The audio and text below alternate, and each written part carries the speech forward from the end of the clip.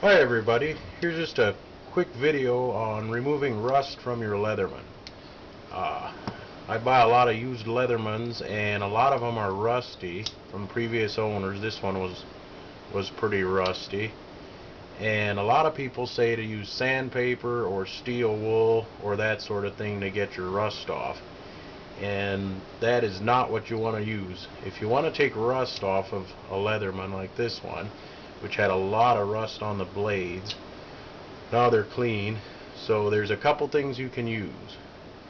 One of the best things is this, which is they call it a big 45 bore cleaning rag or rust removal pad. And if you Google them, they'll come up. They're used in the firearms world to get rust off of rifles and handguns and that sort of thing. And they will take rust off just by rubbing them on there, and it won't leave any scratches, unlike steel wool or sandpaper. Another handy thing is a brass or copper bristle brush, which will also not scratch your Leatherman, and it'll take the rust off of the nooks and crannies where it's hard to get to.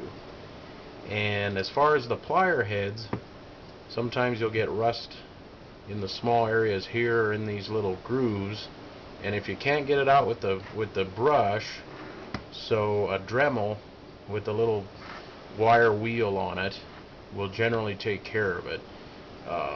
It'll get down into the cast portions there, which are kind of rough anyway, and it'll take the rust right off.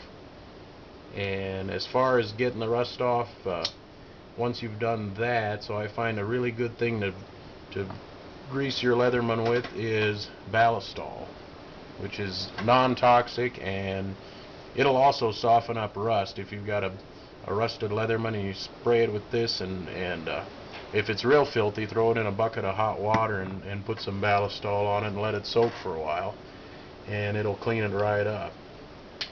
And the other thing that I use on my Leathermans is Rig stainless steel lube, which is also intended for firearms, but it's one of the few things I've found that will really slick up the action on the plier head here, right there where the little cast pieces rub against the stainless handle stamping. So if you put this on there, it'll prevent galling, and galling on these is what makes them open roughly sometimes, which is simply what happens when you've got two stainless surfaces that rub together. So they tend to not work as smoothly as carbon steel surfaces do, and since this is all stainless, you want to use something that'll prevent or reduce galling, and this Rig stuff really works great. It was developed in the 1980s for stainless steel semi-automatic handguns, and it's still made, and it's still one of the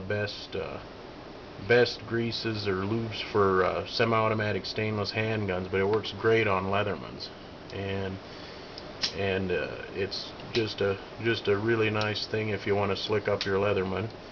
And the other thing I'd say is, if you own one of these or more, get the 5 or 6 star Torex security bits. All the newer Leathermans have, I believe, the 6-bit or 6-sided Torex. If you get an older Leatherman, it'll be the 5. But whatever you do, get the security bit that fits your Leatherman, because most of these are either too tight or too loose in one area or another.